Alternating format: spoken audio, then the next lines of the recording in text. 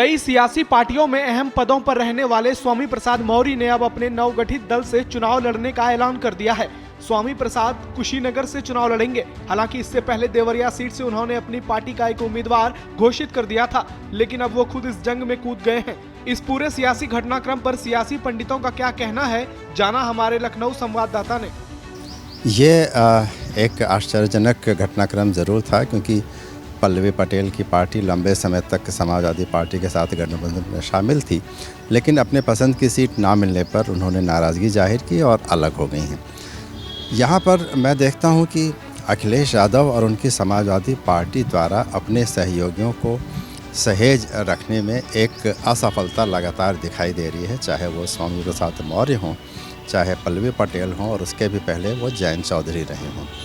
अब पल्लवी पटेल ने जिस तरह से अपनी नई राजनीतिक शुरुआत के लिए ओवैसी का साथ लिया है, वो बिल्कुल साफ़ है कि वे अपने पिछड़े दलित और मुस्लिम के पीडीएम वाले मोर्चे के साथ वो सीधे सीधे अखिलेश यादव का जो वोट बैंक है, जिसके आधार पर अखिलेश यादव उस क्षेत्र में अपनी पकड़ बनाए रखने में सफल रहे थे, उसको चोट पहुंचाने का मंशा है।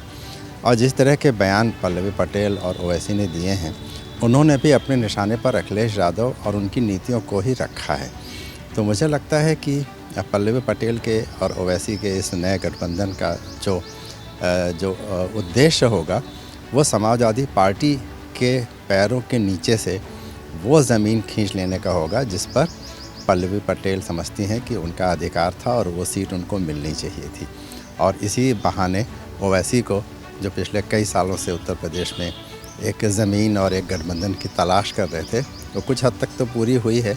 अब देखना यह है कि पिछले चुनाव की तरह ओवैसी इस चुनाव में भी कोई अपना मार्क छोड़ पाते हैं या नहीं। देखिए, निश्चित रूप से इसमें अगर आप देखें तो पल्लवी ने पहले नाराज़गी जताई और वो ये समझा जा रहा था कि भाजपा की तरफ जाएंगी या वहाँ पेंगे बढ़ाने लगी थी, लेकिन वहाँ अनुप्रिया पटेल थी और अनुप्रिया पटेल और पल्लवी दोनों बहनों में 36 का आंकड़ा है। तो ऐसे में भाजपा ने शायद पल्लवी पटेल के दबाव में आकर उनको लेने से इनकार कर दिया।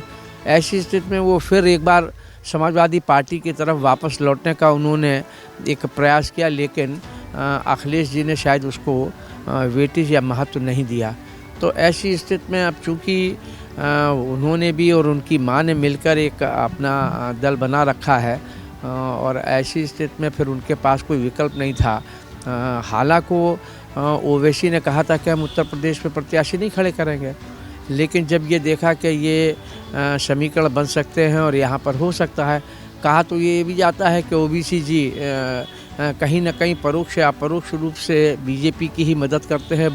मुस्लिम वोट को काट के वो भारतीय जनता पार्टी को लाभ पहुँचाने का काम करते हैं, ऐसा कहा जाता है।